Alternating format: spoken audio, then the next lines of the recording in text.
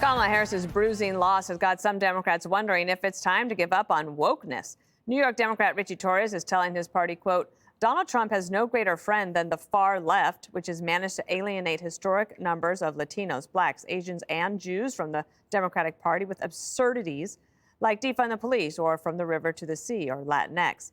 And he elaborated more on CNN. I have a concern that the far left is pressuring the party to take policy positions that are deeply unpopular among most Americans. One example is defund the police. If you're speaking to working class people of color, then you would realize that there was never a mass constituency for a movement like defund the police. And so we should be taking positions that are in line with the majority of Americans. Even the folks over at Morning Joe may think it's time for Democrats to break up with the far left. Seeing ad after ad after ad in NFL football games saying that taxpayers were going to be funding transgender surgeries for inmates, it's not something that's going to play well in Wisconsin, in Michigan, in Pennsylvania among men. They were afraid to respond to it because it might offend some small subset of their base.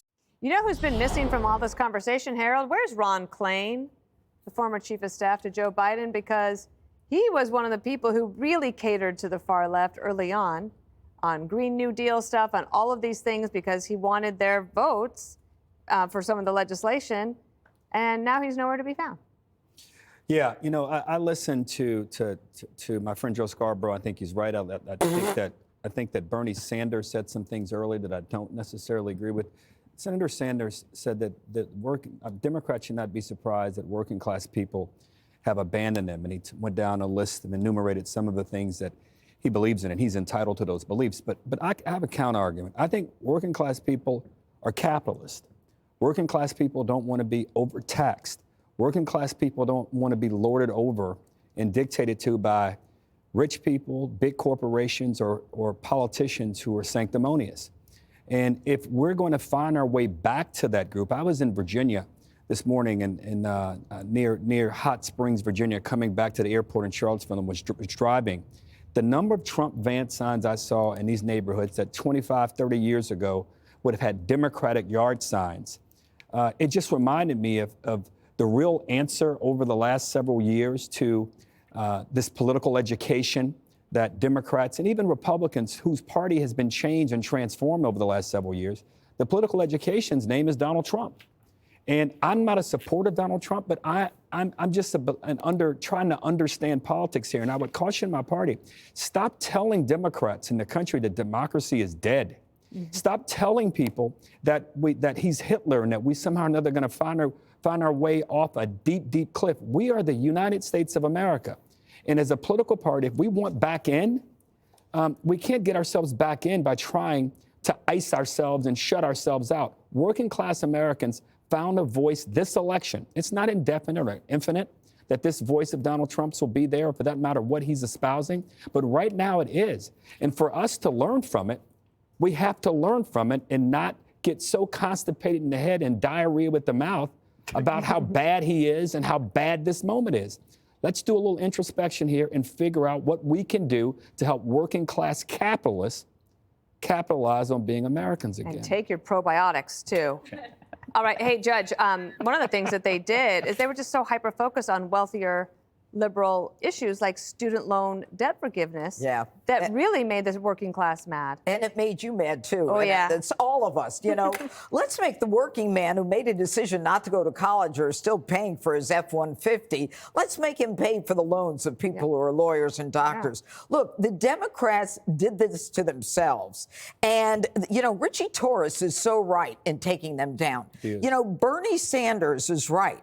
They did abandon the working class because what they told the working class was, and this is why the blue cities went right with Donald Trump. They said, we're going to defund the police. The police are Hitler, too.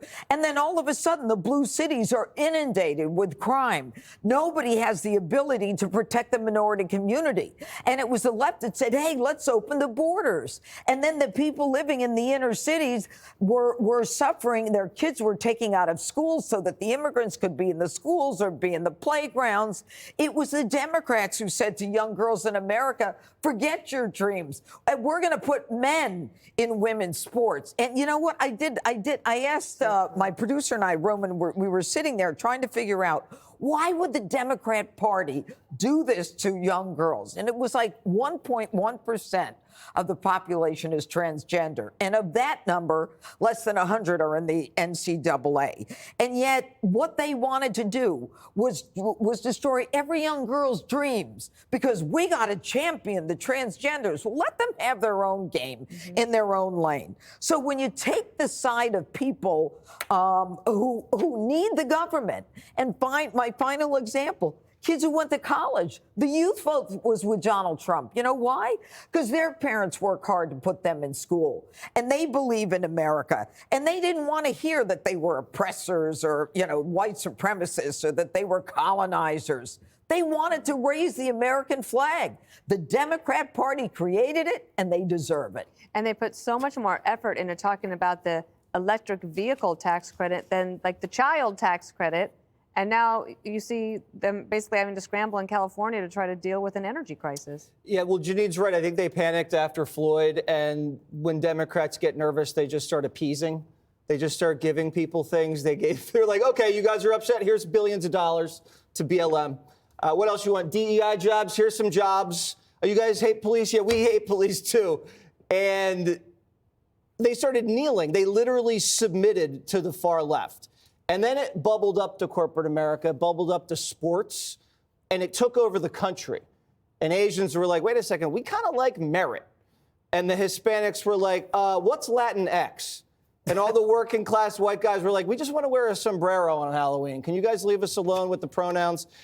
And then Biden, he should have been the one, because he's the old white guy, to shut it down, but he didn't know what he was doing. Remember, they were just passing him things to sign about equity. He proclaimed Transgender Day on Easter Sunday. Fool. Yeah. So Kamala, California girl, doesn't know how to handle any of this stuff. She was like, that's how she got ahead in life. And then Bernie made a point, and I would disagree a little bit about that. What's your name again, Harold? My name's Harold Ford Jr. Bernie's like, can we talk about... Harold. It's in your face, Harold. Thanks, Fudge Janine. Bernie's like, can we talk about wages or health care or education? You know, the stuff that we always beat Republicans on year after year. That's all. And so they got hijacked by extremists.